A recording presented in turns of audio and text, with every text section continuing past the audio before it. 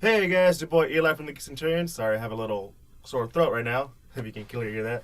But I'm here with my good buddy David and my little brother Joey, and we're here to talk about some Marvel stuff. Basically, how they've just taken over pop culture for the last, good lord, 10 years. So, Jesus, guys, right? Yeah, it's a pretty crazy thing. I mean, well, granted, like Marvel movies have always been sort of successful, before the MCU, but now like post MCU, it's just sort of like Marvel is the standard now. Yeah, you can't go anywhere without seeing, like, it's like a Marvel movie, and everyone's like, oh no. And then this other, like, oh yeah, and I know David, he's basically the big MCU guy here. Because like, that's how we became friends. Like we got together and watched Infinity War, Oh, and yeah. that was like was a we good just kind of knew each other for a bit, and then like we were in the same group place, and they were like, let's go watch Infinity War, but no one wanted to get together. And he and I were the only ones like, let's go, and we just hang down. We're like, Right after bonds. class, 8 p.m. I think it was like around 8 p.m. I was like, it fuck was it. a late night. Too. Like, I drove all the way across and we watched Oh, it. yeah. It was a good experience. It was amazing. it was great. We had a good time. I have my poster. Like just, and we had the front. We had those recliner seats. We were just like, yeah. It was badass. Everybody, like, I was like, we're not gonna get seats, but the fucking Yeah. the room was like pretty small. Yeah. And this was like, we didn't even watch it on IMAX. It was just like regular digital, I right? don't think I needed IMAX for that. Yeah, shit. and we were like in the second row, and it was perfect. It was like right here. It was Yeah. like, it was really, really good. It was good. It was a good experience. You know, me and Joey, we've been watching this for like forever now. We're basically now reviewing these movies because of this podcast. Yeah, more or less. Yeah. So, you can't go anywhere without seeing something involving something with Marvel. Literally, you can go like to any store, and there's a whole section of Marvel now.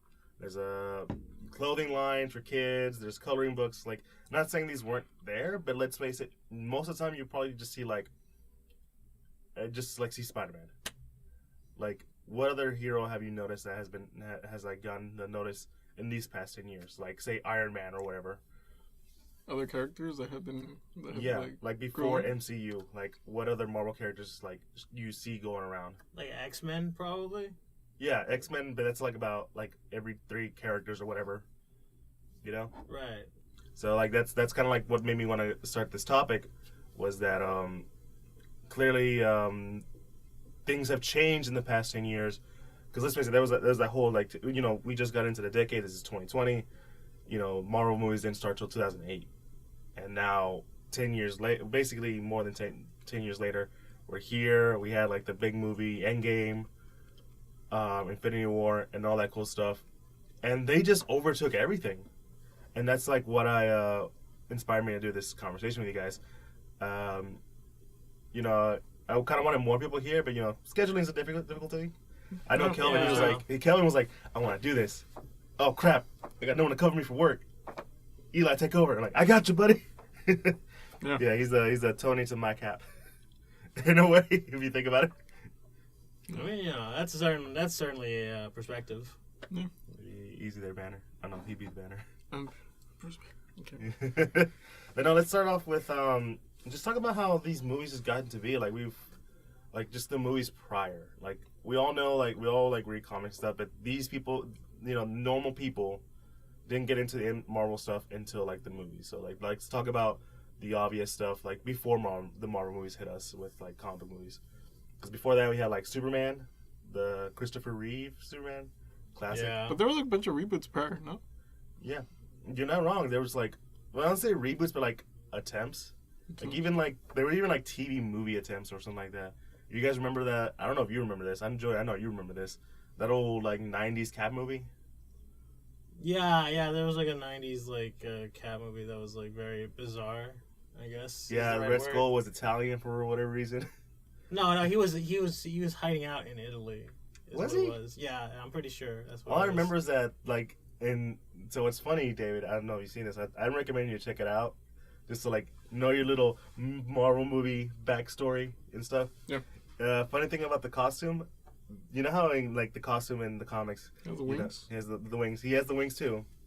But what is really funny is that you know how in the costume he can see like his ears and stuff, like Captain America's ears, like in the comics.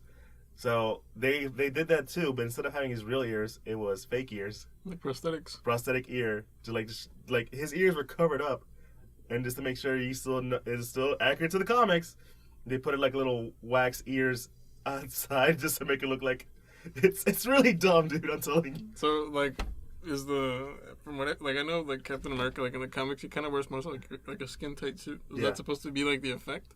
Yeah. But they couldn't really get the ears properly, right? Yeah, it's basically that. Oh, and like, it became a joke that Captain America likes to steal cars because like I swear if it like, there's always a scene of Captain America stealing a car in that movie. So like these were the standards in the time before we had like what Blade. Yeah. And Blade was the big one. I'm guessing that was because of the lack of development and like stunts. That's all they had to do. Like, oh, I'll steal a car. But you also had Wonder Woman. No, Wonder Woman was like, this was like a series, so she had like her own stunts and everything. Oh yeah, and if we're going to TV series, you can't forget about the good old Incredible Hulk. Incredible Hulk. Yeah. Bill Bixby, Lou Ferrigno. Yeah. He was painted. He was like, because he's such a big guy. I've seen him like in person whenever I went to like a Comic Con or whatever. Really? And I saw him once, and he is huge. Mm-hmm. He's not like Andre the Giant huge, but he's huge.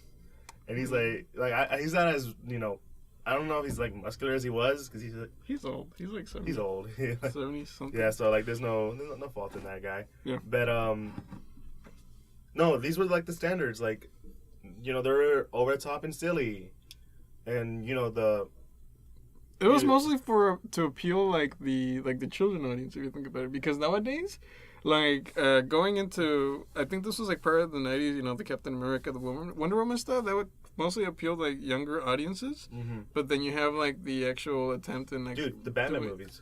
The Batman movies, yeah. With Tim Burton ones. Tim Burton ones. Yeah. These were dark. Like these were dark, but in that kind of Tim Burton kiddish way. Like the until you got the second one, then that one was a little dark. Yeah. And then Joe Schumacher came in like the penguin. Joe Schumacher, Joey's favorite director of all time, right? Sure, I guess. I don't fucking know. You say that like every single time. No, it's me and Batman Forever and Batman and Robin. Yeah, the two overly silly ones at the end of like those movies. I've never seen them, but I did watch a clip on YouTube once about it's like this part where they show Poison Ivy and she comes in and everything, and like I think I read about them, those movies that were supposed to be very comic bookish. So they're very like Adam West style. They're Adam West style, like they're supposed to be silly in their own attempt, but I'm like, you know what? I've yet to watch those movies. I don't even know where to even watch those movies, but I don't mind watching them. But I do prefer the Tim Burton ones because if you think about it, like DC comics, they're dark, right? Yeah. And Tim Burton, he kind of nails it. Surprisingly enough, yeah, DC comics can be dark, but I always feel like your heroes don't need to be dark. Like Superman doesn't need to be dark. That's true. Yeah, but no, these are, like I said, these were the standards. The Tim Burton movies and all stuff, and then like later on, like early 2000s, we had the big Marvel movie, which was Sam Raimi's Spider-Man, which we all grew up loving. First one and the second one, oh, I love that movie. I have it on DVD. Like, let's face it, like when we were kids, we all sang that one Nickelback song, the how's it go, Jay? It's Hero by Nickelback. Yeah. The Jack Kroger, like and they say that a hero can save us. Not there is like who listens to Nickelback? No, I have good musical taste. Sir. Nah. Just bring out your guitar, let's all just start jamming. You know what? I actually bought a pack of strings, and in my attempt at like putting them on, like I think I tightened one too too tight, and I popped it, and now I cannot buy like individual strings. I have to buy another set. I paid good money. I'm like, I know about that. I hate that. Yeah. My computer's my guitar's just sitting there. I'm like, I'm sorry. I failed you. I'm kidding. Yeah. You always have the extra ones though. Yeah. But no, Sam Raimi's Spider-Man was probably the biggest film, comic book movie at the time. Oh yeah. You couldn't go anywhere without it. If it wasn't for Spider-Man, we didn't. What came prior, Spider-Man or the X-Men? Spider-Man, right? Spider-Man came out in 2000. I want to say it was Spider-Man. No, X-Men came out, I think, before, actually. Yeah. Did it come out like in 1890? I have a laptop here. Let me just look it up. Because I'm pretty sure Spider-Man came out in 2002, and X-Men was 2000. I'm pretty sure. Okay, X-Men released in 2002. The original one with good old Hugh Jackman. Oh, really? Was it 2002? 2000. Oh, 2000, okay. Yeah, Okay. and Spider-Man by Sam Raimi was released. No, you're right. It was X-Men was the first one. I was wrong. Because remember the whole like the Twin Towers, how they were in the original trailer, but they had to edit them out. Right. Oh, Yeah. yeah. That's the way. That's how I always remember it, because the Twin Towers scenes. But aside the point, that's a totally different conversation itself. But no, like X-Men was the one of the bigger like films to come out. You see, as for, like from what I see and from Yeah. what I know, like Marvel Comics, they were doing good like back in the '60s and everything with what's his name, the creator Stan Lee and Yeah. Jack Kirby and all these really good creators. But all of a sudden, like the X-Men, like for example, that's a big title and they were doing well.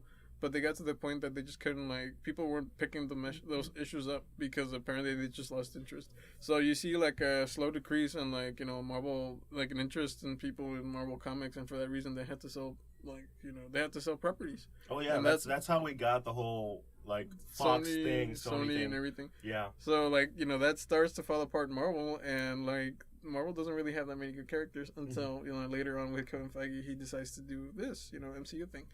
But, like, I believe that it's going down into the 90s. Like, you know, people are trying to, like, do, like, films like Blade and all these characters, but they're not. Oh, yeah, not a lot of people know. If we're going with, like, the comic book history of itself, comics in the 90s they were kind of like, what's the word when you're, they were oversaturated. Like, you had, like, a third competing company, Image, with their own original stuff with a lot of former Marvel and DC guys. And they would often sell like the same issue 50 different times because each one has a different cover, and like each one, because like people started noticing, oh, if I like buy this comic, so like let's say Action Comics #1, the first comic book ever made was from Superman. That's worth like what, a shit ton of money. And like wasn't that long ago they announced that one of the Marvel Tales is worth like I want to say $6 billion. Or more than that. 6 million? Billion, I think. I don't remember. Billion? I don't believe that. Well, I'm just going off by what I remember seeing, so I'm probably already off by that. But like they go for a lot of money as people start like investing in it, but not realize that, you know, and I know this is kind of off topic, but this is gonna go into like what we're gonna say about X-Men and Spider-Man. That like because of the oversaturation and now realizing that, hey, because they would buy comics just to save them for like years later, they're gonna cost worth a lot of money, but they didn't realize that, you know, the reason why those comics are so much worth so much is because they're super old, and the printing style at the time isn't like with the printing style we have now. Like now it's just more like kind of like digital, but back then it was like newspaper print, so it was a lot different. So like now people are always like, oh, I kind of like wasted a shit ton of money. You know, You're talking like in the 90s, like people they invested a lot in comic books because they thought they were going to be valuable. Well, yeah, they are valuable, but it's one of those things. How valuable is this thing going to be in like 20 years, kind of stuff? Think about that. Well, it all depends on like how many copies are there. If it's unique, it's obviously like worth a lot of money. But if there's like so many of them, then it just depends. Like it just increases the rarity of the thing. Like, you know, if it's a comic book and oh yeah, there's like 500 of them available, then each individual one is going to be worth none of that. You know. Yeah. So I mean that's just really how it is. But I have no idea. But what you're telling me is that the comic books that were printed out in the 90s, you were telling me that they were saturated, but during that time they were still like the format, like the print, was different, and that's what makes them more valuable. It's weird to like I recommend people to check out their comic book history and like comes to the sales because it's so interesting. Because newspaper print is so different than like kind of the print we have now. Like it's a lot more.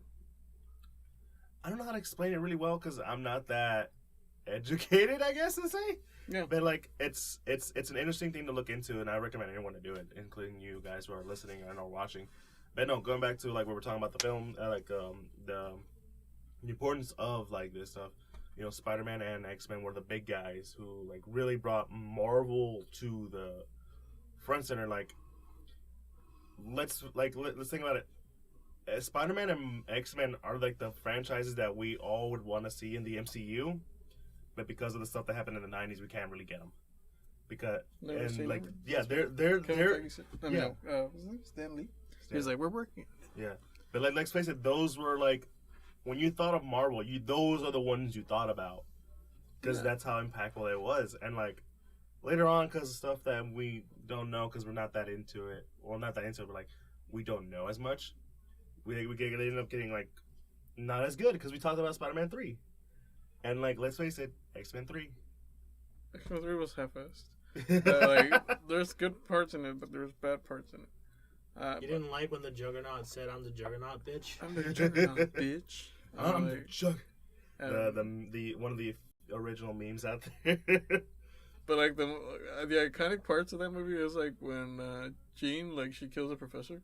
Yeah. Like the whole thing about it is pretty badass, and like the final battle, that's like when she starts like turning everybody into ash. Yeah. That like she did it first in Thanos. Yeah. Like I never thought about that. Jean like decimated like people to ash like before Thanos did. So oh yeah. she's the first one. And it's funny how these films basically like set the staple for like. But hold on. Now that I think about it, Bryan Singer, he was the director of the first one and the second one. The second one, man, the beginning was badass with Nightcrawler. He's like he's like going down the lighthouse. That was really good. Here's a good like comic to check out. It's not an exact like 1-to-1 like adaptation for it, but from what I realized is that movie is inspired by I want to say it was like graphic novel or whatever, but it's inspired by the story God Loves, Man Kills, where it's basically William Stryker, the guy you see in the movie. Instead of being a general, he's kind of like over religious dude, like a zealot, who's like saying, you know, mutants are this thing that God did not want, and da da da da. And that's where you get like a lot of the more iconic scenes. And not iconic scenes, but you get the idea. You get the idea like where did this come from, and like. But how does that, like, because I remember, like, you know, I know Nightcrawler, he's super religious in X2. Yeah. Like, you see him, he's, like, very religious and everything. Is that from God Loves Man Kills? I think he's part of that story, but I don't remember what it was. It's been a long time since I checked out that book. I think I have it somewhere. No, I don't. I probably don't. I'm not lying. I'm lying. But, no, these story, like, let's face, like, these movies were a part of, like, the whole Marvel thing. And then later on, let's face it, those movies they were good, but they were also kind of cheesy at the same time. Which ones? The X-Men ones? The X-Men movies and Spider-Man movies, especially Spider-Man. There was a lot of cheese in that. They were cheesy, but they were practical. Like the guy that made those movies, Sam Raimi, he's the one that made. Oh, he has like a Cabin. Not Cabin in the Woods. It was Evil Dead. Evil Dead. Yeah, that is a campy. That's like fun campy, and like I was talking to Joey about this, like. They're campy in like the best way possible. Like you can't like not laugh now looking at those movies and still enjoying them. Like I still enjoy those movies. Don't get me wrong. But it's also like, man, this is like, how did I not notice how funny this was? Like the whole what's your favorite line from like the Green Goblin says in the first movie? I don't know. He has too many funny lines. I think I probably want the ones I just off the top of my head is like. Godspeed, Spider-Man. Like just that scene was just so funny to me. Now looking back, but you know these were they were bloody. Huh? Do you remember that battle with what's it called, the Green Goblin? Yeah. Yeah. No. And then he's basically kicking Spider-Man's ass, but at the very end he like fucking impels him. He's like, oh, that's from the Death of Gwen Stacy storyline. Really? Yeah. When the Green Goblin impels himself? Yeah. Really? Yeah. No way. Yeah. You see, I don't know anything about comics, but you know, at least listen. I know for a fact that Sam Raimi does care about comics because he did a really good Spider-Man too. And like the third Spider-Man movie, there was a difference. There was like a bunch of there was a lot of studio meddling. Studio meddling, and Sam Raimi wanted to do his thing. He loves comics. Yeah, he didn't originally want to put Venom in there. He wanted it to be just, you know. Sandman. What was gonna be the original story? From what I understand, it was just gonna be Sandman and like, what's Harry Osborn, the new Green Goblin. Yeah, like a lot of the good scenes that you think of, that was mostly his, and like a lot of the bad ones were probably most likely the studio meddling. Like But you know, executives. yeah, and like I think that's what kind of hurt these movies. You know, you didn't let the guys, you know, who literally love the source material do their job. Yeah, they don't have like free creativity. And then like in terms of like earlier before MCU, we gotta talk about the big movie that changed a lot of people's ideas about comic book movies, The Dark Knight. The Dark Knight, yeah. Yeah, that was the movie that taught people like, hey, comic movies can be awesome. And that's why I love the Joker. Yeah, like because it's what you call it? It's the storyline is so fleshed out that it's so human. It's so like, you know, believable. Yeah, and he did his research on like, well, I don't agree with the interpretation of the Joker in the film in some areas. He did his research. Like he knew what the Joker should be. Who, the Christopher Nolan? Yeah. He did some good research. I mean, they're just like the most well-known stories of Batman involving the Joker, Killing Joke, Long Halloween, and all that good stuff. But it's Joe is the Two-Face. What is it? Two-Face. I'm forgetting his name. Henry Dent. Harvey Dent. Harvey Dent. Yeah. Did he kill him? Can we trust him? I think Batman did. Yeah, at the end. Yeah, yeah. I'm pretty sure he pushed him off that thing or whatever. Yeah. Are you serious? Yeah, like because he was about to kill that kid. He was about to kill Jim Gordon's son or whatever. Yeah. No way. Yeah. Dude. I thought it was kind of like an imitation. I thought it was like the Joker saying, "Hey, like, you know." Yeah. I mean, it's been a long time since I could rewatch it. I actually have that movie on Blu-ray. Yeah, but that's like, I don't know. Yeah, but no, like that movie like set the standard of like more like realism in comic book movies, because that's the whole thing about the Dark Knight trilogy. They were kind of realistic. No. And so we get to like the whole introduction of the first Marvel film, which is good old Incredible Hulk. No, it was Iron Man. Iron Man was the first one. Iron Man, I believe that, what's his name? Robert Downey Jr.? No, not Robert Downey Jr. Jon Favreau, he made it in the attempt that it was going to be like its own single thing. Yeah. But then they decided to integrate it into the MCU. The whole... And I don't even have that movie on DVD, so I don't know how to watch it, but I hear it's really good. I'd say really it's like in the same level as Spider-Man 2. Like, some movies are actually well made. So I really want to watch it. Of course, and like, what, that led us to like the iconic scene with Samuel Jackson as Nick Fury, the Avengers Initiative, and that sort of spiraled into this whole idea of a cinematic universe that basically, let's face it, Hollywood tries to attempt every time. Well, I mean, sequels. Yeah. Well, it's not even sequels. It's more like, hey, these are different movies that actually are actually part of the same world. And they all lead up to this cool one movie. Like, let's face it, like it took Iron Man 1 and 2, Captain America, Thor, and Incredible Hulk. And if you watched all those films, you watched Avengers, you felt, like, hey, this is awesome. This is what I always wanted. And like, if you read a comic book, like, hey, sometimes you gotta read this book and this book and this book, and it all leads to the big book and kind of stuff. Yeah. And it's like so accurate. And I say accurate, but I mean like, it's so, you feel like you're a part of that universe now. Yeah. And, like, this is getting to my next thing about the conversation is, Hollywood literally tried to copy it in many forms. Like, David, you probably mostly know it from, like, the DC films, but Joey, you know some other, like, attempts of a cinematic universe. Well, I mean, like, to be fair, it's kind of like the idea of a cinematic universe has always been kind of a thing. It's just that it's...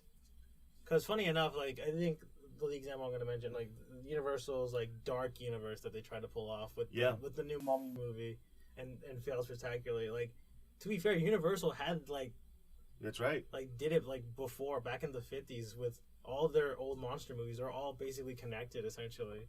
Yeah. So, for there them was to, like... the Abbott and Costello stuff. Yeah, that stuff, too. Invisible Man and... what is it, Frankenstein? Frankenstein, Bride of Frankenstein. Dracula? Dracula, Son of Dracula. I think there's a Daughter of Dracula movie at one point.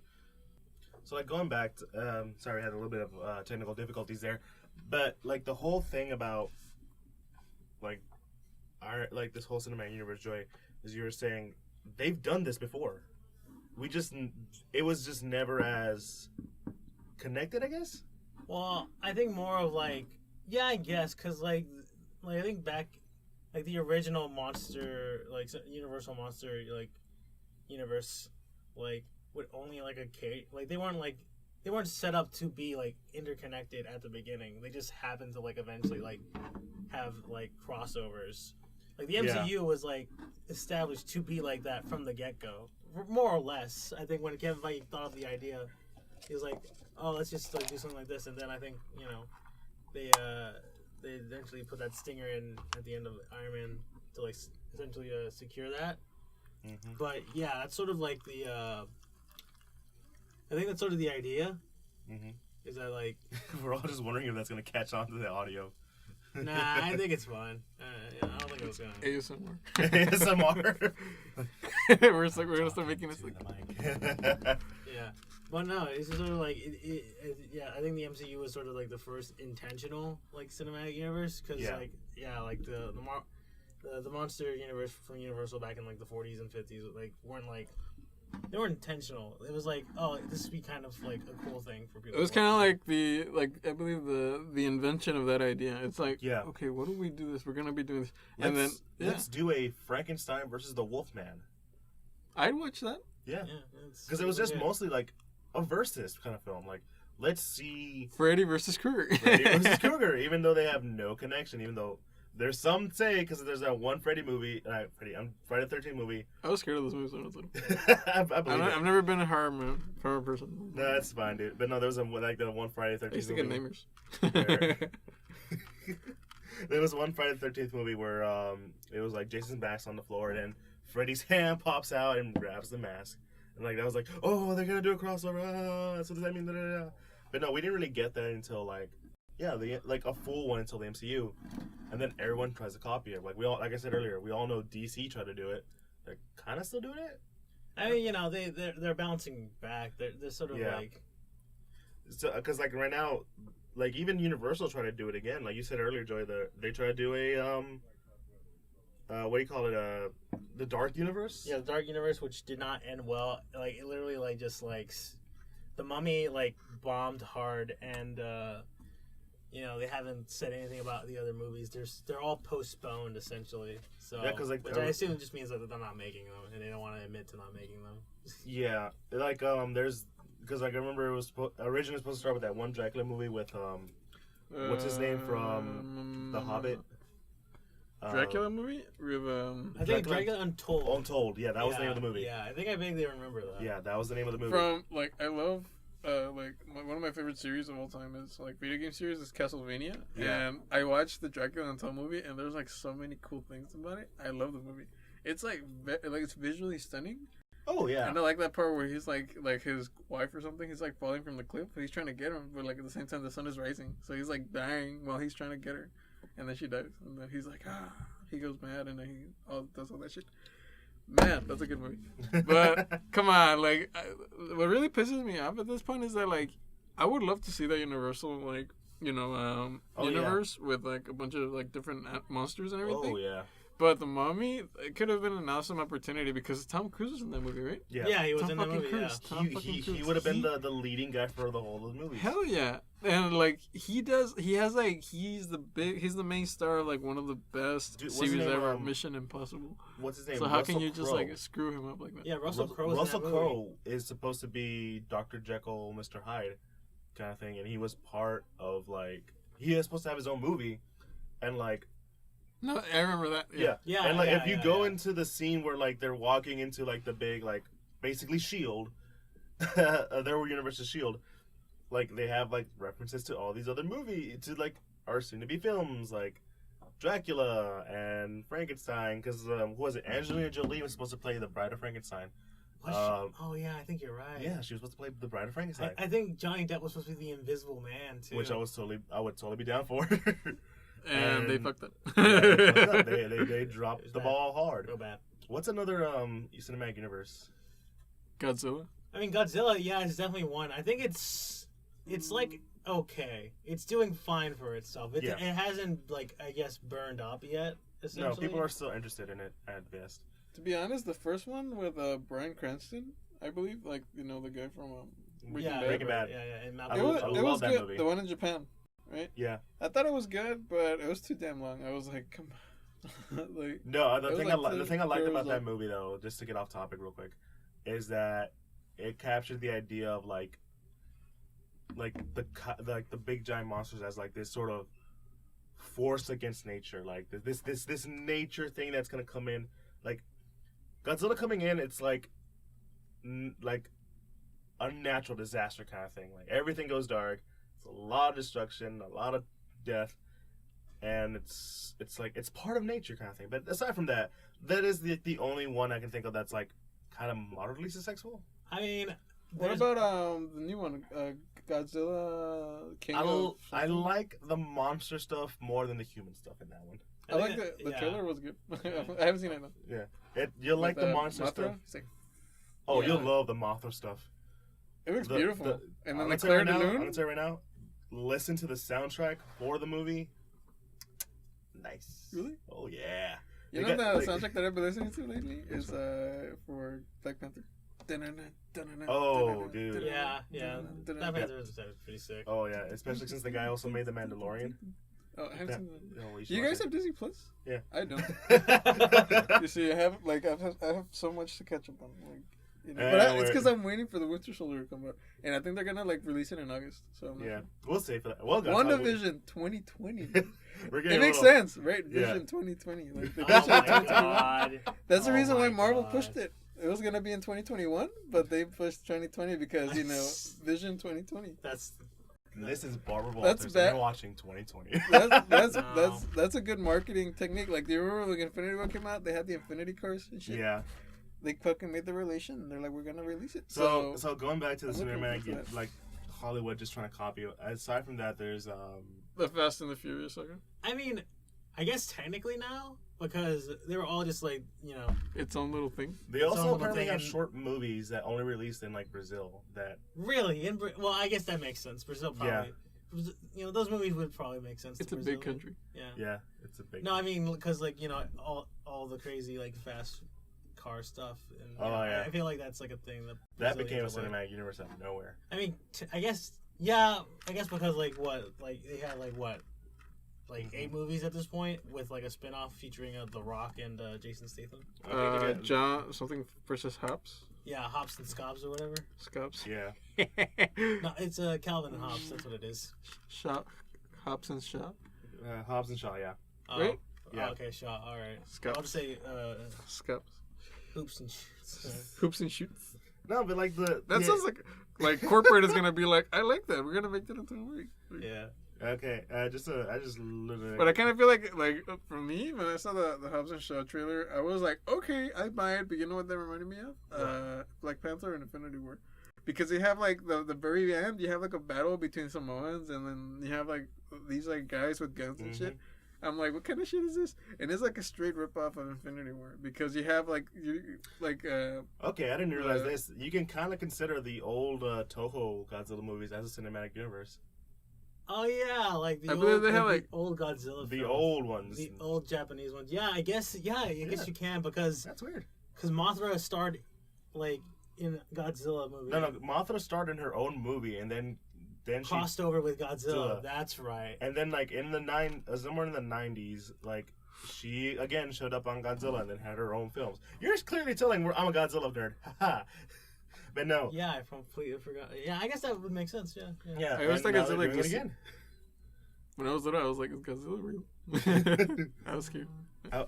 I mean, I guess like there's also the Conjuring, like you said. Oh, Oh, yeah. that's right. The That's right. Conjuring. I think that's the only other successful one, just because those movies are like very low budget, Mm-hmm. and like a lot Despicable of- Me. No, not Despicable Me. No, God no. The Conjuring movies, like Conjuring 1, 2, 3, Annabelle, all that stuff. Like all those are like What sells is like based on a real story or based on true. yeah, I think that's what it is. Supposedly. Paranormal Activity. I mean, that's not really a cinematic universe. It's more like that one. Just more has sequels, but Conjuring, yeah, it's like I'm really looking at it, and yeah, the Conjuring, that is considered one. I can't believe people made they were actually scared of like just fucking cameras like in the house, and then people get dragged like that. People have weird fears. People have weird fears. You're right about that. Yeah. So, let's it's been around, like Joey said, and now for the past 10 years, people try to copy it. Like we've seen DC fail at it because they rushed everything in like 2 or 3 movies. I just remembered, guys. Mortal Kombat. Have you seen the trailer for the new DVD movie? They have Mortal Kombat Scorpion's Revenge. Yeah. They actually have a live action movie. They're gonna release a trailer in August, I believe. Oh yeah, right. Because I forgot they are making live action. Yeah, and who knows? We're gonna see that. That's gonna be another cinematic kind of film. I want to see that shit. I would see it too. Not gonna lie about that. But cool. aside from that, get over here. But it's fun. It's interesting to see how, when we say for the past 10 years they've been part of pop culture, they established a lot of stuff in the past 10 years.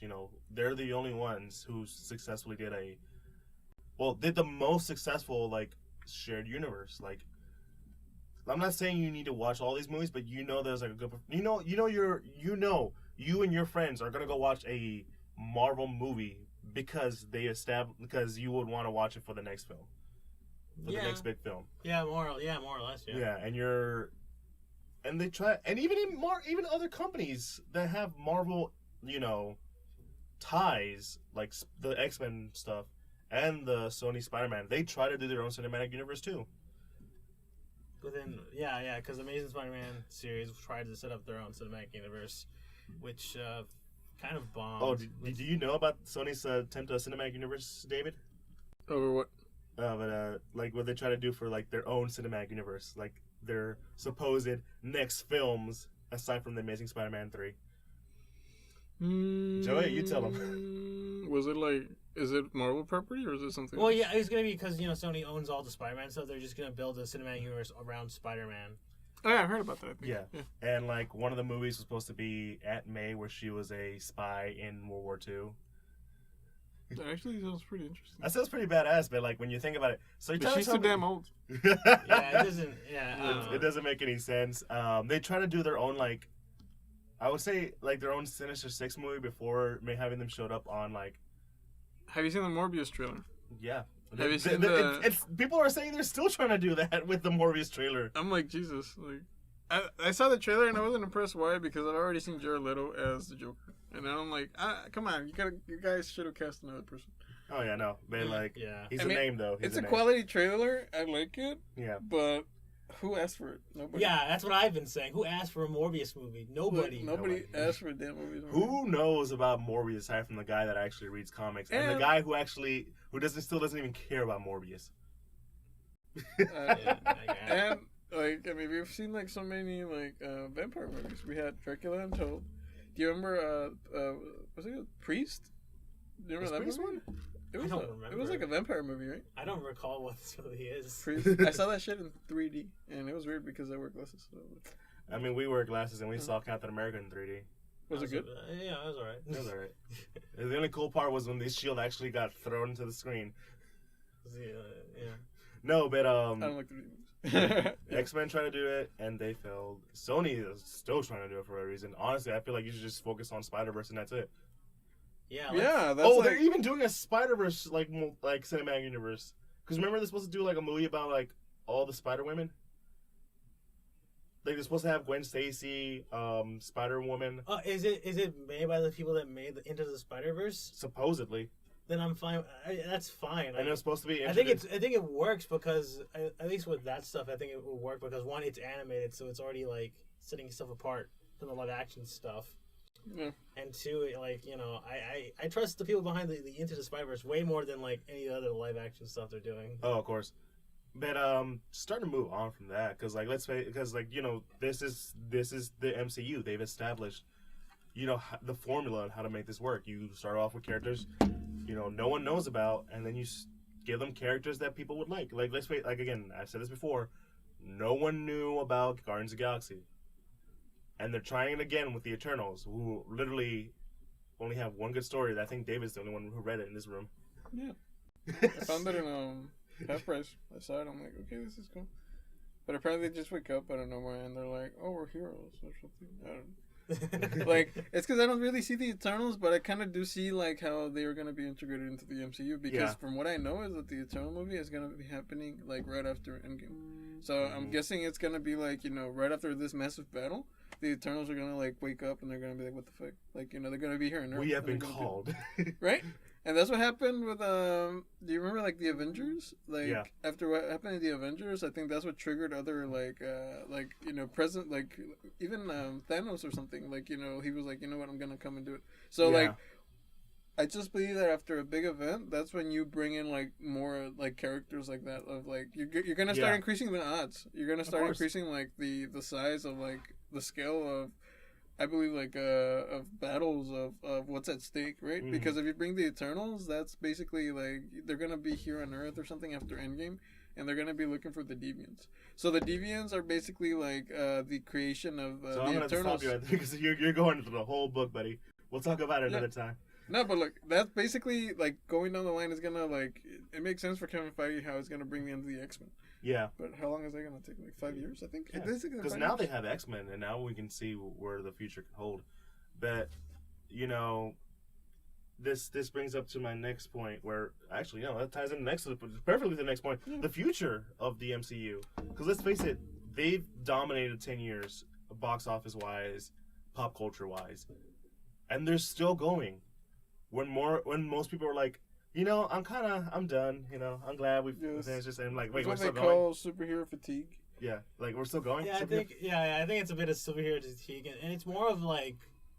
Where do you go? Yeah, Endgame is sort of like, it's the closing of a chapter. You know, it's like the closing of the book. It's an end of a book, and now Phase 4 and beyond is the opening of a new book. And I think for some people, it's like, you know, I had fun. You know, Iron Man is no longer going to be in these movies. As far as we know, Cap is no longer going to be in these movies, as far as we know. Mm-hmm. Thor still has one movie in him, but I think that's the one that everyone's excited for right now. Yeah. Which one? The Thor 4. Yeah. Taika is back. Joy's new favorite director. You keep saying that every time. And I keep saying it because I know it's true. Okay. Taika Waititi, I think is okay, but it's because it's kind of like his. I watched what we do in the shadows. Have you seen that movie? Yeah, no, I haven't. It's like I know what it is. Like it's like a weird like documentary, a comedy about like vampires in like modern day. And then he's like, we're werewolves, not swearwolves. Like some of the comedy it kind of lands, some of it doesn't. It's just supposed to be quirky in a way. Yeah. And then Taika is like comedy is like quirky. My brothers didn't like it when we watched it. The Ragnarok, because I know some people that didn't like the comedy, but I'm like, but this is hilarious. Yeah, like Surtur, you son of a bitch, you're still alive. Yeah. Like, see, that was one of the best lines. I think Taika works with like, we're going off topic, but like Taika works with certain actors a bit better. I think that's why like him and Chris Hemsworth are like, because they get each other. But no, but the most future wise, you know, David, you said earlier like superhero fatigue. How do we, you know, how are they gonna keep going, keep this team going? Because when everyone's just tired now, you just finish it off with Endgame in the most like epic comic book way possible, and now you want to keep going. Where do you go from here? You saved the world from being snapped off to existence. Where do you go? And as a comic book reader, I can probably think of a couple good ones, but aside from that, you know, how do we get there? So I believe that, like, I think we talked about this the other day, like the last time I was here. Yeah. We talked about how like most of the comic book movies that we watch, they're not really loyal to the content, like to the the source material. The source material. These are more of adaptations, right? Yeah. So I kind of feel like, you know, the flesh and bones is there, like in the source material, and I kind of feel like how can we overcome the superhero fatigue? We'll give them a better story. And if you give them a better story, like Star Wars was actually going through the same thing. They actually hired like a new, like, I forgot her name, but Kathleen Kennedy? Yeah, Kathleen Kennedy, and like I think they're her. Like they released Solo, and they released like what is the other movie? Rogue One, right? But a lot of people weren't liking even the new trilogy, like Rise of Skywalker. So like the lady apparently, like Star Wars, Disney practically started saying that like not a lot of people are like they just don't. They're not really looking forward to the next Star Wars movie because they're coming so soon. So what they're doing is that like they're making people wait. So what I really see is that they can like really give them like a really good source material movie. Don't make it an adaptation. Make it something solid. I would love to see a Knights of the Road. And I'll wait. Like just do it right. And that's people are gonna keep them coming. We had this conversation in our last episode where we talked about comparing Mandalorian and Rise of Skywalker. Like, yeah, there's like aspects of it that work and aspects that don't. And like with the comic book movies, they're not as like truth to the source material, and I think that's what makes them kind of better. Because like if you ever read like to a certain degree, I'll give you that. But like so like say like Civil War, the comic is pretty good, but like there's aspects that I don't like. There's the way some characters are portrayed that I don't like.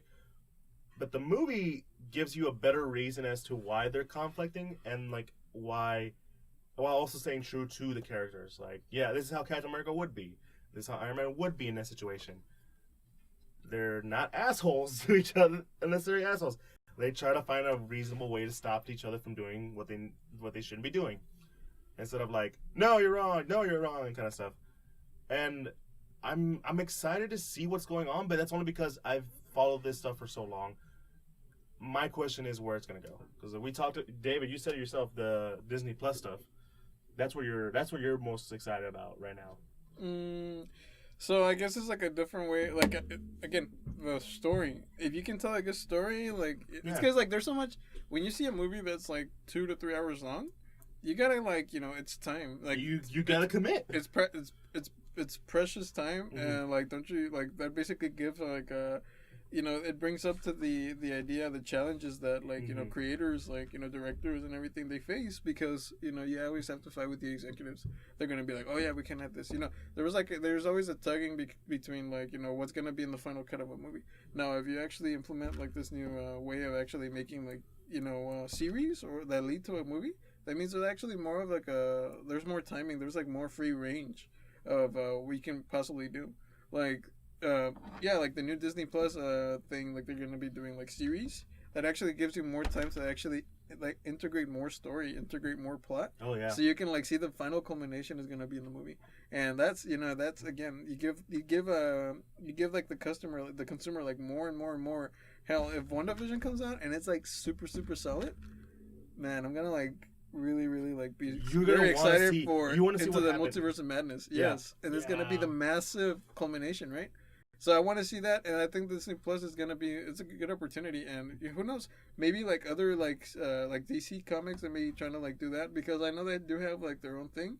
They have like their DC Universe app. Yeah, that is like its own thing. I don't know. It's its own thing, but it's weird how they kind of tied it in together with that Crisis on Infinite Earths like crossover there on TV show, because they had appearances from Suncrans over there, and they even had like Ezra Miller show up as the Flash, which I just thought was weird. Really? Oh yeah, I'll show you the clip later. It was weird. I haven't seen. I don't watch DC because I don't know what to watch. Oh shit! I just remembered. Black. What's his name? Black Adam. Is that his name? Yeah, Black Adam. Black Adam. They're already casting Hawk Girl and Hawk. Oh, Hawk Girl and Hawkman. Hawkman. Yeah. That would make sense. They basically said it in Egypt, and Hawkman and Hawkgirl were. And the confusing origins of Hawkman and Hawkgirl, they had some Egyptian stuff in there, so it makes sense. And then they died, and then they like resurrect and everything, and they're like, the Hawks are weird. I kind of want to see that. I mean, go for it, dude. I'm all for it. Yeah, no, they have a future in this, and let's face it, in the next 10 years, even if they fail, they still left a huge impact in the pop culture world. It's good because they're always looking forward, and they're looking into the future, and they're basically looking for like new ways to kind of like overcome any possible. Of course. Like problems, like people are gonna be, because like if you give them so much of the same thing, customers like the consumers are gonna be like, we're actually tired of this. We don't want this anymore. But now they're implementing these new like series through like Disney Plus and everything, and that kind of gives them like much more of like an attempt to see what can we watch, what do we like, what do we don't like, right? And you're gonna start seeing that they're gonna like cancel that, and they're gonna do that and everything. So I think like they're pioneering into something cooler, and hopefully I see that maybe in the future DC can implement something much better, because the Joker, I kind of feel like that's a solid starting point to like a Batman origin story, because the ending was really good. I kind of prefer it to be about like a sort of a by itself kind of thing, but who knows? I mean, they said they want to do a sequel, and then Joaquin Phoenix is down to do it. I like the end when he shoots the guy in the head. He's like, "You get what you fucking deserve." Yeah, that was a good one. No, but you see, like everything is like the guy. Can you believe it? Todd Phillips, the guy that made the Joker, he was the guy who made the 3 hangover movies. I thought you said, Really? yeah. Todd Phillips made those 3 hangover movies. Where in the hell did you see that person like take a massive shift of like making these shitty movies into like a solid good movie? The Joker was really good. Heck, Favreau was known for at the time just Elf, and he made Iron Man. Yeah. Wow, these wow. guys like That's really good. care about their product. Yeah. Okay, so yeah, it's an impressive feat that they've been doing this for 10 years, and they still want to go. I don't know. I'm not at that fatigue yet, because I'll always be a fan. These movies kind of like basically define what kind of a fan I am. It brought me back into comics. I'll say that. I don't know about you guys. And that's a point that I tell you about. Like, how do like movie sales impact like comic book sales? Like, if the movies are really good, then you're gonna be like, oh man, I should read the actual stuff. Yeah. Because like I said before, I'm a huge comic book fan. I read it a little bit when I was a kid, but the movies and like reading some of the comics again like brought me back in. And like that's another thing I want to ask you guys. These guys have like had a huge stay on pop culture. These guys, like the MCU, has made comic book, like the interest of comics, become. I mean, it's still niche, but like it's more accepted now. Like if you were a kid saying, "Hey, I like comics," you probably get beat up by some random bully. Am I wrong on that statement, or am I right? Well, like that's the idea. Like you be called, you be kind of like, oh, that guy over there. That's kind of like a stereotype. Yeah, not stereotyping, but you know what I'm saying. It like, doesn't mean it's true. Doesn't mean it's true. Yeah. Yeah, but what I'm saying is that a lot more. It's become more socially accepted, I guess. Like Pokemon Go, like everybody's like, you play Pokemon, and then everybody feels like play Pokemon Go. It's like everybody like plays the same thing. Exactly. Like it pleases, like it appeals to like more audiences, to more like demographics. Because comics, you're gonna be thinking, okay, who reads comics? It's mostly guys, and maybe if you're girls, but you have like different age range, like maybe like teenagers. Exactly. Yeah.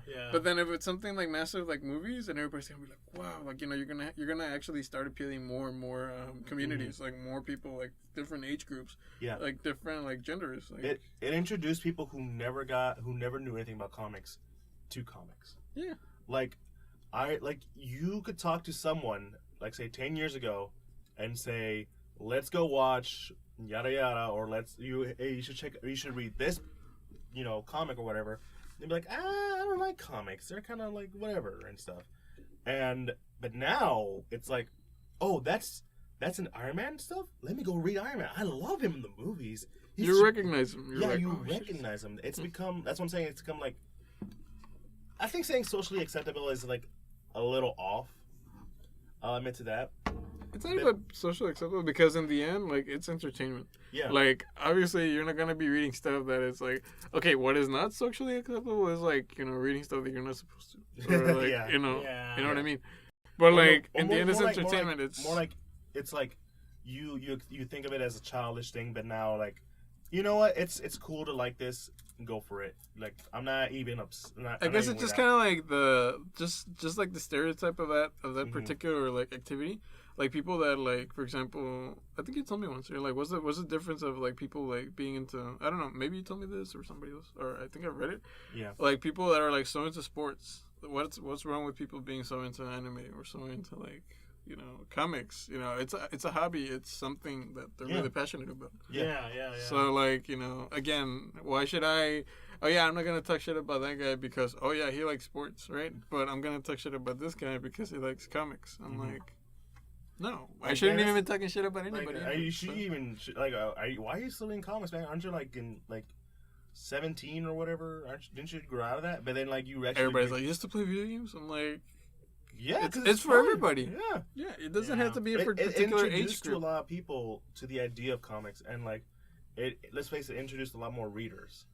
Yeah. And I kind of feel like at that point, from that, like if like I said, like movies, if they if I go and I watch Endgame and I'm like it's such a good movie, like, you know what, I'm gonna read comics. I want to go to read comics, but then you see, from what I've known, is that I follow this lady. She's on she used to be she does like movie reviews and everything, and she knows a lot about comics because she actually had her own comic series. Yeah. And she told me that a lot of people, they just don't like to read comics as much as they used to. Why? Because the series, the comic book issue series, they're very short, and they always do like crossovers and everything, but it's nothing very solid.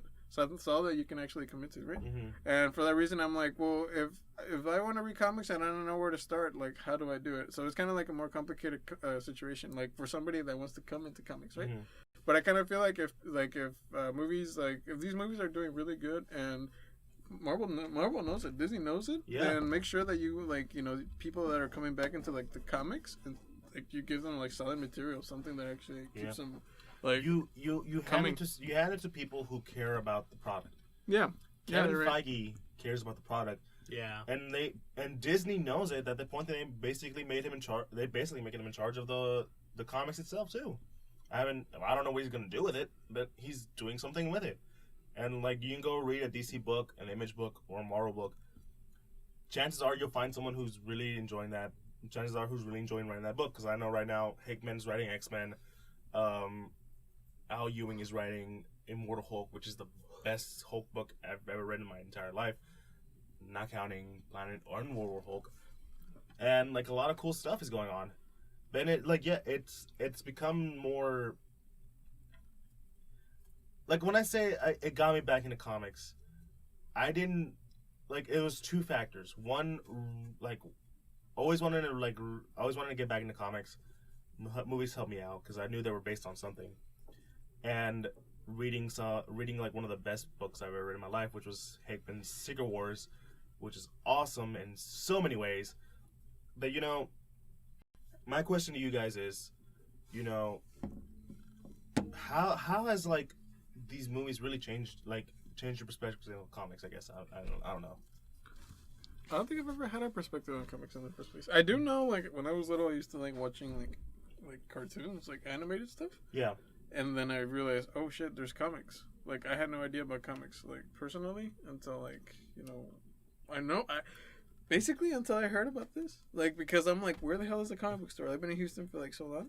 But then movies like Marvel, and I'm like, you know what? I should read comics because I know comics exist, but I just didn't know where to do it. Yeah. So it did introduce me to comics. Yeah, to be honest with you. Yeah, like, that's what I'm saying. Like, the comics itself, it's still a niche thing.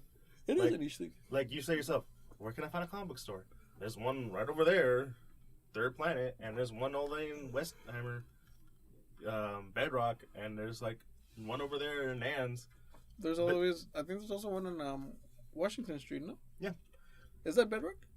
I think it is Bedrock. I said Westheimer, but No, there is one in Westheimer. There is one in Westheimer. Yeah, I was right. Yeah, so there's two. Yeah. There's one by downtown, like Heights area, which is the Bedrock one.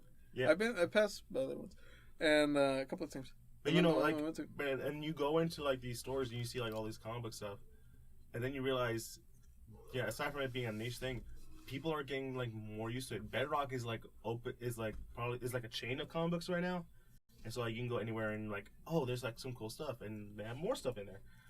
Something I can like actually relate this to is like the other day I went to Cactus Music Records. And what I've noticed is that, like, before I left, they literally have, like, a piece of, like, a newspaper article, like, just in a big-ass, like, cup, like, in a big poster, and it's right there. Before you leave, you can actually read the whole thing and how Cactus Records was going out of business. They actually closed, like, a bunch of places because of people don't buy CDs anymore, right? But now, like, a lot of people, they're kind of pushing against it, and they're, like, introducing, like, exhibits and everything. They're making it more interactive, and that's what I've noticed about, like, the couple of times that I've been with him to the Westheimer one, to the Powers of X one. Yeah. It's kind of like a social, it's an experience that they're trying to sell you now at this point.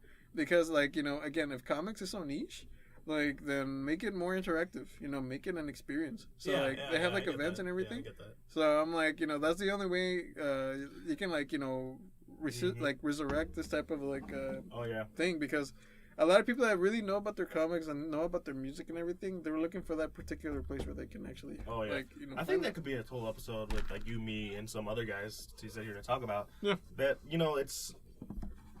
People are now cool with comics.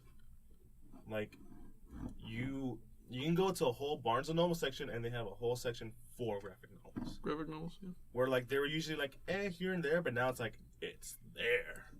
It's there. And they're open to everything. Yeah. Mm-hmm. And let's face it, like, these guys have a great rig. My phone keeps falling off. And it's like the idea of comics now, it's a totally acceptable thing. And, like, now they're like actual sources of material. People are looking to, like, other stuff aside from Marvel and DC to adapt into films. There's Bloodshot. There's God Country. I actually want to see that movie. Bloodshot. Dude, Vin Diesel. There's actually a variant cover for Bloodshot that's, like, based on the Astros. I gotta show you that one. I just haven't gotten it, but I want that. Based on the Astros? What? Oh yeah, like, he has the shirt and he's got walking around with the bat. Behind him is, like, the Minute Maid. Why though? Is there, like, a relationship to Houston? It was like a Bedrock City exclusive. No way. Yeah. Yeah. Sure. So it's cool, but sorry. So, like, it's changed the idea of, like, what people consider comics now, and not comics, but, like, the idea of, like, comics is more socially acceptable. Do they affect the sales? I don't even know. That's something you wanted to talk about, David. What was it? Do they affect the sales? Like, do the movies affect the sales of comics? Oh, definitely. Oh, Why? yeah. Because if I go see an Avengers movie, I want to read Avengers comics. Yeah. Right? And that's basically everybody. That makes sense to me. Yeah. Oh, you never. And then look, comic conventions, Comic Cons, like Brazil, they have, like, the biggest comic convention ever, and that's when they actually released the Wonder Woman 1984. And, like, I think I saw, like, a video. It was a thing with it was like an interview between these guys from IGN or something, and they started talking about comics and how, like, the experience here in, like, San Diego Comic Con's in here. Like, they're, like, everybody says that they're so spoiled because people, they're impatient. They're like, you know, if we go to Comic Cons, we want to see these people, we want this and now, right? But now they just don't have the same interaction as in other conventions, like in other parts of the world. Like, Brazil is massive. And, like, even Gal Gadot, like, when they did the whole thing, like, they had, like, a massive show and everything. So, again, like, you know, these are superheroes, and if you go see those comic conventions, there's, like, a bunch of people that buy those comics. Yeah. So, like, there's, like, a bunch of exposure to comics, so it definitely affects the whenever sales. Comicpalooza comes by, Joey, you can test this. I'm always buying comics. Yeah, that's pretty much, like, the one thing you always do when you're like, I bought a whole. It was a stack of single issues about Daredevil, and I was like, yes, yes. It was amazing. Cool. But Joey, I don't think you said how these movies affected you as a fan. I don't know. It's sort of like... I'm just now realizing that you never answered your question. Yeah, no, it's sort of like... I guess for me, it's the MCU is sort of just like a sort of like... I don't know, because I think I was kind of like with Daniel. Like, I read some comics back when I was younger, but I think the more... Like, I was more into, like, the cartoons and all that other stuff. And I always, like, thought, like, wouldn't it be really fucking cool if, like, we got to see all this stuff in, like, a movie or something? Yeah. And now that's, like, a thing. Like that's, like, you know, the MCU is that sort of, like, childhood fulfillment of, like, hey, you wanted to see the Avengers kicking ass like on the big screen? Here they are now. You want to see, like, all these other crazy stuff? You want to see, like, an actual Captain America movie that's good or whatever? Here it is. You want to see, like, Iron Man do cool stuff? Like, here it is. Yeah, I don't know. That's just, do you want to see the Infinity Gauntlet be used? There you go. Yeah. It's sort of, like, really cool. My management class teacher, he's, like, such a big nerd. He was like, you know what? What did he say? He's like, the thing is gonna, something about a project or everything, like, if it's like I'm gonna give you like I'm gonna take it unless it is snapped out of existence. I'm like, I understood that reference. You were Cap. I got that reference. I got that reference. Yeah, No, to go back to the whole comic book sales, I think it's gotten people, like I said earlier, it's gotten people interested in comics. Yeah. Like, I started buying comics again. Like, I have now obtained so many single issues that I have to literally buy one of those long boxes because I was like, I have no room to put these comics in, and now I'm starting to buy the. How many comics do you own? Do you know? Are you like a hoarder? At this point, I kind of am. Dude, you can sell most of, like, probably like trade. Do you trade comics? I'm thinking about doing it. There's some comics I'm like, I don't know about trading these though. These are they're close to my heart now. Do you like? What do you like? Read like more like graphic novels or just like individual issues? I read both. Just so what do you own most of? Like, I mostly own like a lot of Marvel stuff because that's not. I'm like not saying I am a big Marvel guy, but I love both. I'm not gonna lie about that. Like I got some issues of Batman, and I'm like, okay, I gotta go read these issues right now, kind of stuff. But I always have a soft spot for Spider-Man, Avengers, Captain America, Ghost Rider. He's one of my favorites. But no, it's I would say yeah, it's increased the sales because like I know people who have never bought comics, whenever they see like a certain character they like because of like their exposure to the films, they're like, I want to buy that book. I want to buy that book. I mean, Joey, when we were doing go to comic cons, you don't really buy books, but when you see one that was like inspired by one of the movies that you liked, like Infinity War, you immediately bought the Infinity Gauntlet book. Yeah. Because like you're like, I want to see where this from, and then whenever you saw the film and the end game, you were like, I like what you did there. Actually, on Google Play, I have an Android. So on Google Play, actually, there was like I got like a cool discount and everything. Yeah. And I got the whole collection of the Infinity Gauntlet, and I read it before the movie came out, and I was like, what? It was cool. It's weird, and it's like you become invested now, and because even the gaps, like if you think about it, like if you know what Into the Multiverse of Madness is gonna be about. And you're like, okay, well, I can't wait till I get to that point. But what can I'm a big fan. I want to read more about it. So what do I do? I go to the comics that are going to be referred to. Oh yeah. So that way I'm ready. I'm like so pumped up, and I know it's going to be House of M. It's going to be an adaptation of that. Dude, have you read the Powers of X House of X book yet? Oh no, I haven't. Okay, the trade's out, and I got the trade, and I was like, oh, really? Dude, it is money well spent. Is it really? Dude, like, because I bought it off Amazon, you'll probably get the hardcover. You'll have a hard time deciding whether you want the sleeve or without the sleeve, because both covers are badass. Aside from that, but no, like, House of X is like the reintroduction. I wouldn't say reintroduction, but like this new thing they're doing with the X-Men.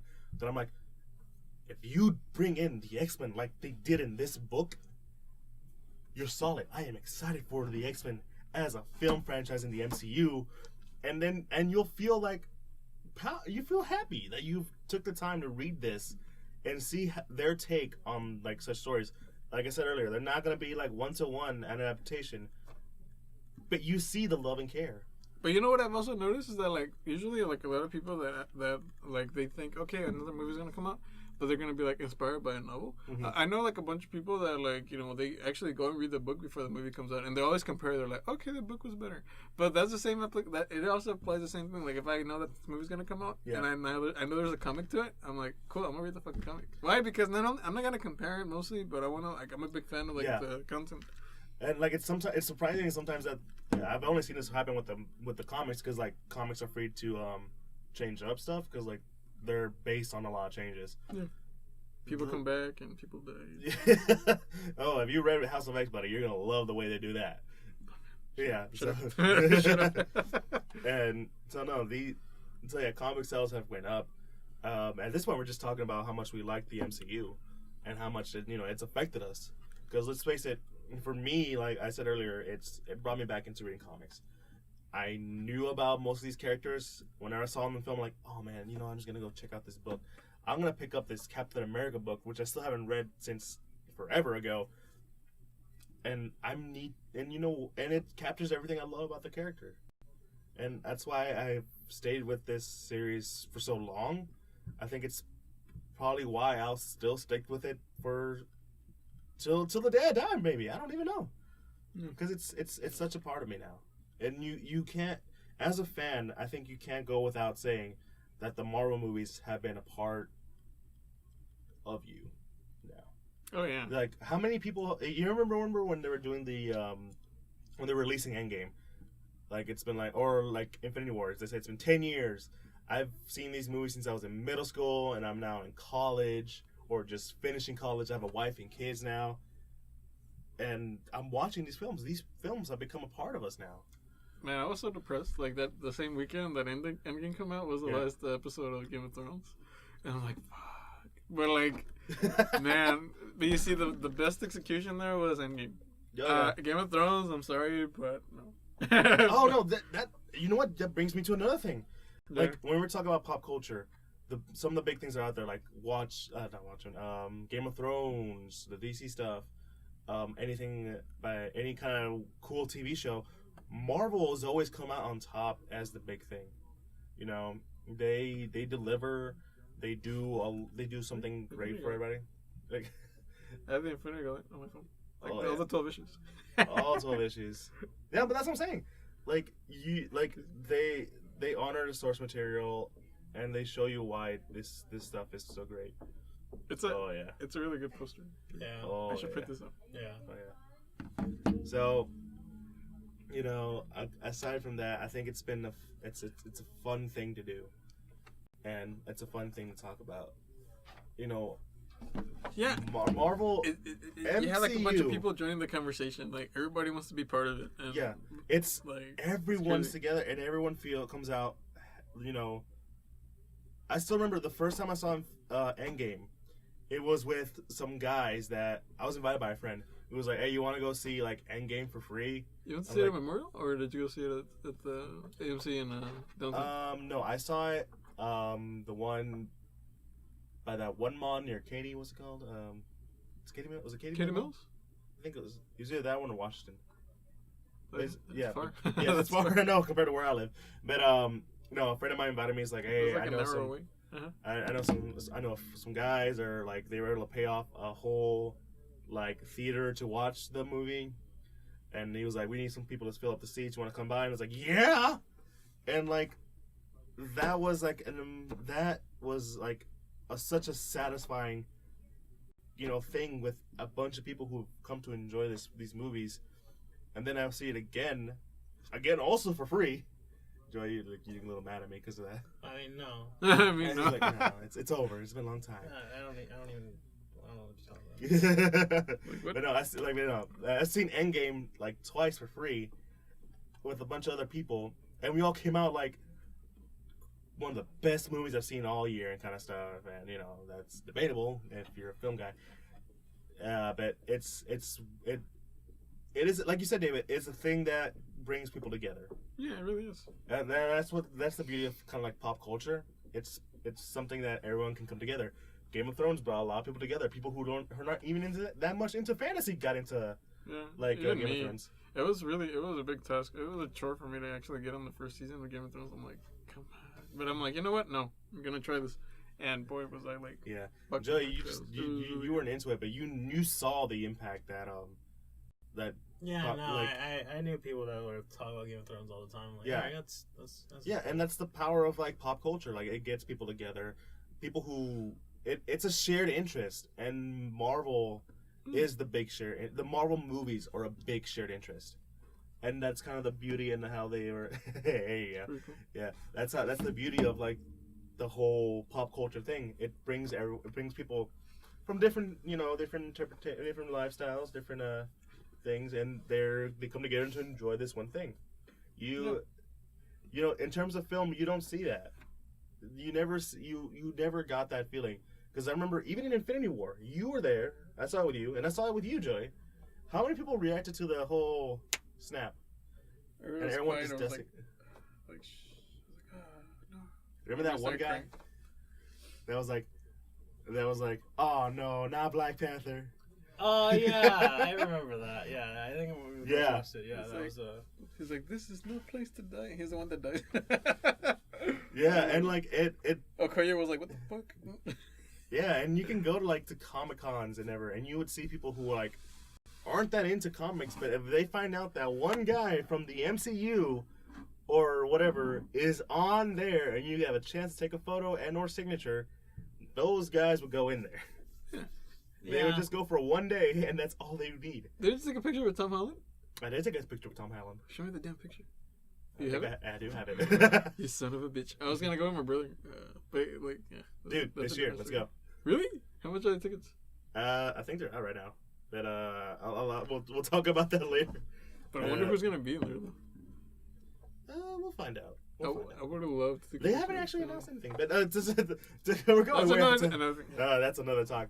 But going back to these, like I said, these films are like, you can't deny that they're a part of pop culture. They are the big thing. And 10 years from now, 2020, I feel like they'll still be a thing. Even if like there's nothing good, even if in these 10 years it's not as impactful or as great as it once was. And there you go. You motherfucker. He's holding the shield. What did he say to you? Like, it's like bad. Well, he didn't have time to talk to us that much because like they were like, it was a big line for Tom Holland, and I was like, they're like, keep it moving. But he looks so overjoyed. Did he say hi to you? He's like, hey, what's up? He did say hi to us, didn't he? Yeah, I believe so. Yeah. Yeah. We just spiked the mic there, but no, like, and that's the thing. You fucking crazy. You have people who are never into comics but still love these movies and go in to watch them. You can say that for any films, but the level of impact that Marvel has had, that's the beauty of it. Like, getting like a group of people to rent out a theater to watch a movie. When have you ever seen that for like a movie? Like, rarely ever. Like, that's an impressive feat if you ask me. Wait, what was the question again? Sorry. Well, what I'm saying is that, so like, to rent out a theater to watch a movie. You know what? We may have not seen this in our lifetime, but maybe like during the years when Star Wars was. Yeah. Like, a friend of mine says that the Marvel movies are this generation Star Wars, and I believe it. And like. Like I said, 10 years from now... That's a good comparison. 10 years from now, we don't know how Marvel's going to be. It might not be as successful as it was in these past 10 years. But you know what? In this 10 years, people will remember this. That's the amazing part of this whole thing. Everybody's like, oh yeah, you remember the Avengers? I'm like, do I? It's like, Daddy, why do you have all these movies? Like, all these movies that look the same. I'm like, son, it's going to be that meme. Sit down and let me tell you a legend. Let me tell you the legend of Tony Stark and Captain America. Tony Stark. And people, like I said, people have seen this for 10 years. They even have kids in that span of 10 years, and they took their kids to watch this movie. This is a bonding. Kevin Smith has talked about how these movies reminded him of like why he got into movies. That's an impactful thing, if you ask me. I don't know. I feel like I've been taking over this part of the conversation. If you guys want to add on to anything, go for it. No, I think you sort of just like more or less like kind of just said it all full. I mean, yeah, the Marvel movies are sort of like MCU is sort of like very impactful. It's impacted a lot of people's lives. It's like I think one of the biggest money making movie franchises of all time, and probably will continue to do so. As long as it keeps making money. Yeah. But I mean, as long as it also makes a lot of people happy, then it's as long as they keep making like good quality films, and I think it will keep going for quite a while. Yeah, and there's rarely any like, I would say there's rarely a bad one. Like there's maybe like one or two, but you can just watch them. You can still watch them and be like, that was okay. They weren't like, I'm offended by this kind of film. Like, yeah, I guess you could say that. Yeah, like, there hasn't been like one that hasn't been super like crazy like bad that everyone can agree that it's bad. Yeah. That yeah, that's just I don't know. I guess that's just the direction of Kevin Feige and how he sort of like, I guess, constructed the whole MCU, and how he now he's like, now he's built this like big legacy with the whole like phase 1 through 3. He's moving on to build the next editions with phase 4 and beyond, and like, and working on Star Wars. Well, I mean, I think he's only working on one Star Wars film. I think they actually offered Taika Waititi to a Star Wars movie, no? He was in Mandalorian. Really? Yeah. Taika? Yeah. He directed the last episode. And he plays a character, and and once you see the show, you're like, okay, I see why you did that. But Kevin Feige, the big guy, had a vision, and he completed to it. He knew what he needed to do, and I don't know what he'll do in the next 10 years, but we'll see. We got Black Widow coming up. We'll see how that turns out. Yeah. I don't know. I feel like it's too late for the Black Widow movie. I don't know how it's gonna sit, unless Wanda resurrects her or something like. Yeah, I feel like it's too late for that. But what I like is that I like the comment of somebody's comment I read online. It's like, Kevin Feige's making his own Amazons. I'm like, well, I thought that was the Dora Milaje. No, it's the Black Widow. Because everybody's like training the same, like they're like basically the same. Mm-hmm. So I'm like, how is that movie gonna turn out? I'm curious. Like, I don't know. It's been a wild ride. I mean, I have nothing to add. You guys have anything to add?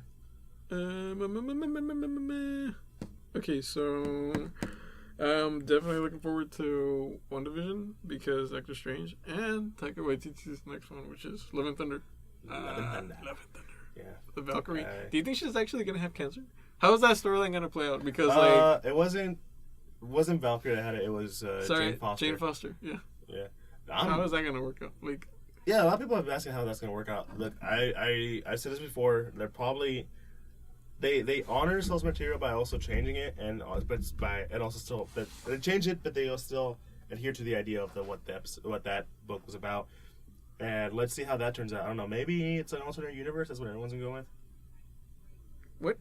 Some people say it was like an alternate universe thing, so that maybe that's what they go with it. But who knows?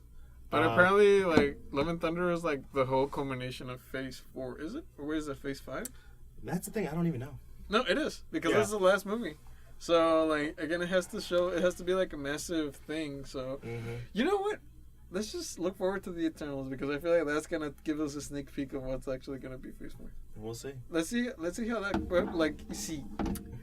Now, WandaVision was supposed to have starting in spring, but now it's gonna be starting this fall because apparently it's 2020. So how are we gonna know? Like, will WandaVision and the Eternals have like a connected situation because it's Eternals MCU movie and the Doctor Strange movie.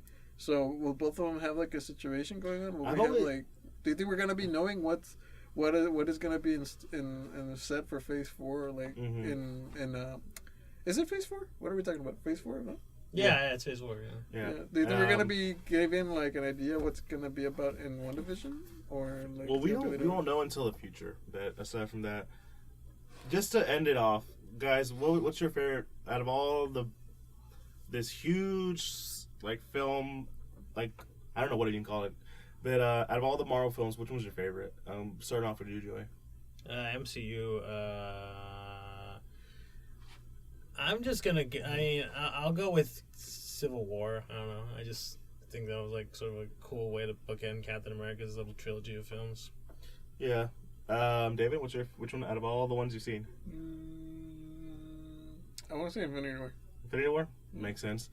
I'm kind of stuck between Winter Soldier and Endgame, but I think I'll have to give it a Winter Soldier because that was the moment where we knew we were gonna get into something later on in the phases. But yeah, that's about all we got.